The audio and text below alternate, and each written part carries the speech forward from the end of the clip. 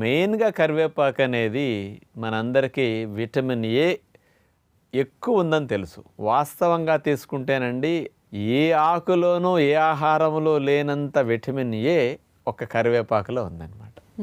అసలు ఎంత ఎక్కువ ఉంది అంటే మన శరీరం ఆరోగ్యకరంగా పనిచేయాలంటే ఒక రోజుకు కావలసిన విటమిన్ ఏ 900 మైక్రోగ్రామ్స్ అండి. శాకాహారాల్లో విటమిన్ ఏగా మనకు లభించదు, బీటా కెరోటిన్గా ఉంటుందన్నమాట.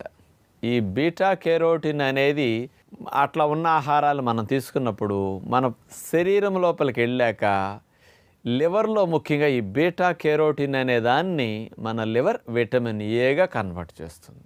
అందుకని మనకు బీటా కెరోటిన్ తినాలి అంటే ఒక రోజుకి 2400 మైక్రోగ్రామ్స్ బీటా కెరోటిన్ ఉంటే ఒక రోజుకు సరిపోతుందండి. ఓకే.